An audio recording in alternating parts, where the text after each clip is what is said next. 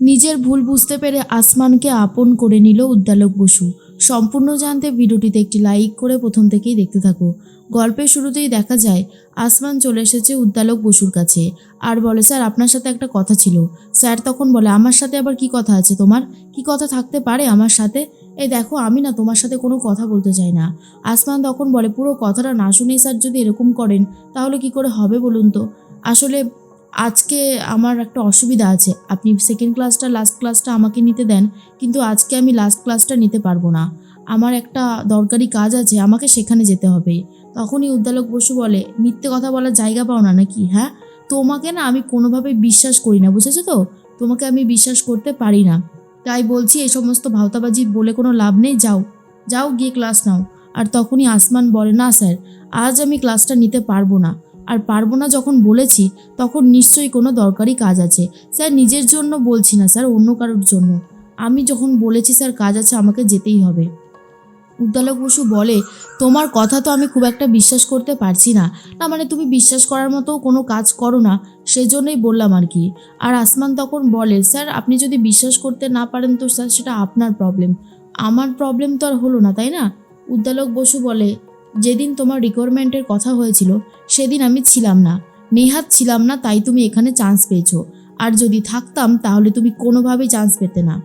এরপরে আসমান বলে, সে আমি জানি স্যার, আপনি যে আমাকে একদমই পছন্দ করেন না সেটা আমি খুব ভালোভাবেই জানি, কিন্তু কি করব বলুন স্যার? জীবনে এমন অনেক সময় আসে আমাদের অনেক কিছুই ভালো লাগে না, কিন্তু তবুও সেই জিনিসটা আমাদেরকে করতে হয়, মেনে নিতে হয়। বলছিলাম স্যার, প্লিজ আমাকে ছুটিটা দেওয়ার ব্যবস্থা করুন। উদ্দালক বসু বলে, আমি কিন্তু তোমার নামে অথরিটির কাছে নালিশ জানাবো। আর তুমি জানো তো, নালিশ জানালে তোমার চাকরিটাও চলে যেতে পারে। আসমান বলে, স্যার চলে যদি যায় চাকরি তাহলে আর কী বা করতে পারি? একটা মানুষের জন্য যদি কিছু করতে পারি নিজেকে অনেক লাকি বলে মনে হয়।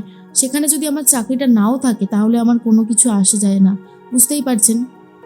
উদ্দালক বসু বলে, আর মানে ঢপের পর ঢপ দিয়ে যাচ্ছ, কি করে এত মিথ্যে কথা বলতে পারো তুমি?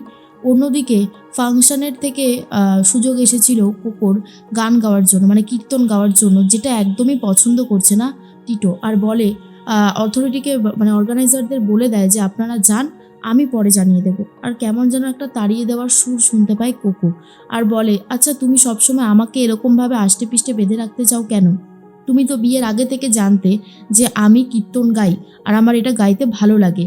তুমি তোমার ভালোবাসার মানুষটার খবর একদমই কি রাখতে চাও না? নাকি তোমার কিছু যায় আসে না? কেন বিয়ে করেছো আমাকে? আমার ভালোবাসা, আমার খারাপ লাগা, আমার ভালো লাগাগুলোকে যদি তুমি বুঝতেই না পারো, তাহলে তো তোমার বিয়ে করাটা একদমই উচিত হয়নি। টিটো তখন বলে, না না, সেরকম তো কোনো কথা নেই। আর সবথেকে বড় কথা, দেখ বাড়িতে বিয়ে রয়েছে বলে আমি তোকে বারণ করেছি, বাড়িতে বিয়ে না থাকলে আমি তোকে মোটেও বারণ করতাম না। তখনই কোকো বলে, গানটা তো আমি গাইবো, আমি নিশ্চয়ই সবটা বুঝে শুনেই করব। নিশ্চয়ই আমি অতটাও অবুঝ না। তুমি আমাকে কি চিনলে আমি সেটাই বুঝতে পারছি না। আমি সব দিক মেনটেন করে তারপরেই যাব বলেছিলাম, কিন্তু তুমি বারবার আমাকে এরকম আঘাত করতে পারো না কিন্তু। টিটো তখন বলে, এই শোন, আমি না তোকে কোনো আঘাত করিনি, যা সত্যি তাই বলেছি। তোর যদি মেনে নিতে অসুবিধা হয় তাহলে সেটা আমার দোষ কোনোভাবেই হতে পারে না, তাই নয় কি? আজকে যদি আমার অফিসে ওই তারিখে ওই সময়ে যদি কোনো একটা অনুষ্ঠান থাকে যেখানে তোকে নিয়ে যেতে হবে, তুই কি করে যাবি? কোকো তখন বলে, অফারটা তো ওনারা আগে করেছে, তোমার অফিস যদি পরে বলে তার দায় তো আমার না, যে আগে বলবে তারটাই রক্ষা করার দায়িত্ব আমার, তাই নয় কি? টিটো তখন বলে, এই শোন, তুই আবারও ফাও বকছিস, বুঝেছিস? ফাও এরকমভাবে বকিস না, কিন্তু আমার একদমই ভালো লাগছে না। তখনই কোকো বলে, ভালো লাগছে না তো আমার, যেখানে আমি চাইছি গান গাইতে তুমি দিচ্ছ না। অন্যদিকে উদ্দালক বসু বলে, এই শোনো, আমি কিন্তু তোমার চাকরিটা বাঁচাতে পারবো না, আমি কিন্তু বলে দেবো অথরিটিকে।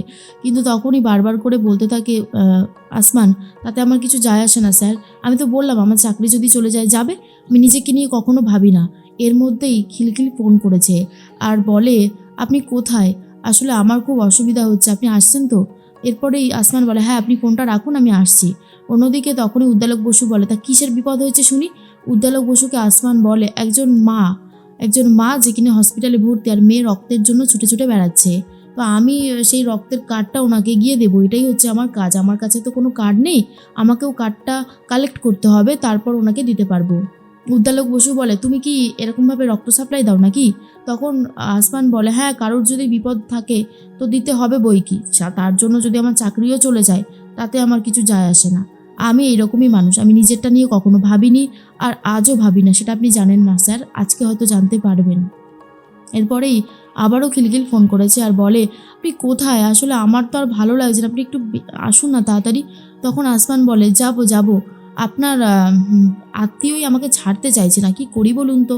এরপর তখন খিলখিল বলে, আত্মীয়? কোন আত্মীয়? তখনই আসমান বলে, উদ্দালক বসুর সামনে আমি এখন দাঁড়িয়ে আছি, আপনি হয়তো চেনেন। তখনই খিলখিল বলে, মামু? মামুর সামনে দাঁড়িয়ে আপনি? এরপর আসমান বলে, নিন কথা বলুন। তখনই উদ্দালক বসু বলে, আমি কেন কথা বলতে যাব তোমার আত্মীয়র সাথে? তখন আসমান বলে, আরে বাবা, আত্মীয়টা আপনার, নিন কথা বলুন। উদ্দালক বসুকে জোর করে ফোনটা দেয়। উদ্দালক বসু বলে, কে বলছেন? তখনই খিলখিল বলে, মামু আমি খিলখিল বলছি, মায়ের অবস্থা খুব খারাপ, ওনার জন্যই আগে মাকে আমি বাঁচাতে পেরেছিলাম, রক্ত দিতে পেরেছিলাম ঠিক সময়। উনি ওই ব্লাড ব্যাংকের কার্ডটা না ঠিক সময় এনে দিয়েছিল, না হলে যে আমি কিছুই করতে পারতাম না। ওনার কাছে আমি ঋণী। উনি আমাকে বলেছিল যদি আবারও কোনো প্রয়োজন পড়ে রক্তের ওনাকে বলতে, তাই আমি ওনাকে বারবার করে ফোন করছি মামুর, এছাড়া আর কোনো কিছুই না। তখনই উদ্দালক বসু শুনে চমকে যায়, বিশেষ করে আসমানের ওই কথাটা যে আপনি যদি ছুটি না দেন তাহলে আমি এখান থেকে চলে যেতে বাধ্য হব, তার জন্য যদি আমার চাকরি নাও থাকে তাতে আমার কিছু যায় আসে না। উদ্দালক বসু এই কথাটা শুনেই অবাক হয়ে যায় যে একজন মানুষ যে কিনা সব কিছুর আগে তার চাকরি, তার আর্নিংটাকে বাঁচাতে চায়, কিন্তু আসমান অন্য ধাতুতেই গড়া, সে অন্যের কথা আগে বেশি ভাবে নিজের কথা ছেড়ে। কিলকিল বলে, মামু? এরপর উদ্দালক বসু বলে, হ্যাঁ আমি পরে কথা বলছি বলেই ফোনটা কেটে দেয়।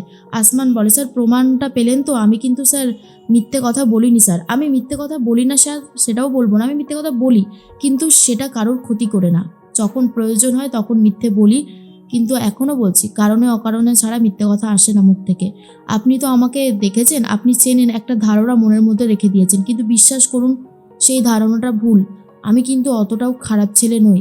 কথাটা শোনার পর উদ্দালক বসুর ভুলটা ভেঙে যায়।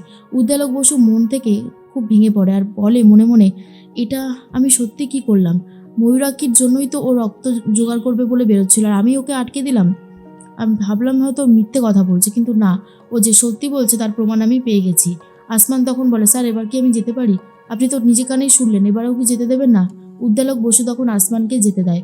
এরপর আসমান বলে, thank you sir, thank you, আপনি যদি না যেতে দিতেন তাহলে হয়তো চাকরিটা থাকতো না। তো ঠিক আছে, আমার তাতে কোনো অসুবিধা নেই, আমি গিয়ে ওনাকে হেল্প করি, আসলে উনি তো এখানে একা, উনি খুব অসহায় বোধ করছেন, বলেই আসমান চলে যায়। উদ্দালক বসু কিছুক্ষণের জন্য পুরো সাইলেন্ট হয়ে গেছে আর বলতে থাকে মনে মনে, আমি মানুষ চিনতে এতটা ভুল করলাম? আসমান তো ময়ূরাক্ষীর জন্যই রক্ত নিয়ে যাচ্ছিল, তাহলে আমি এরকম রিয়াক্ট করলাম কেন? পরে যখন সত্যিটা শুনলাম আমি তো চমকে গেছি। আর আসমানের ওপর যেই একটা অন্ধ বিশ্বাস ছিল, যেটা যে আসমান খারাপ ছেলে, আসমান জীবনে ভালো হতে পারবে না, সেই অন্ধবিশ্বাসটা কিন্তু কিছুটা হলেও আসমান সরিয়ে দিতে পেরেছে। আর এরপরের থেকেই হয়তো আসমানকেও মেনে নেবে উদ্দালক বসু। যদি এমনটা হয় তাহলে কেমন লাগবে কমেন্টস করে জানাতে কিন্তু ভুলো না।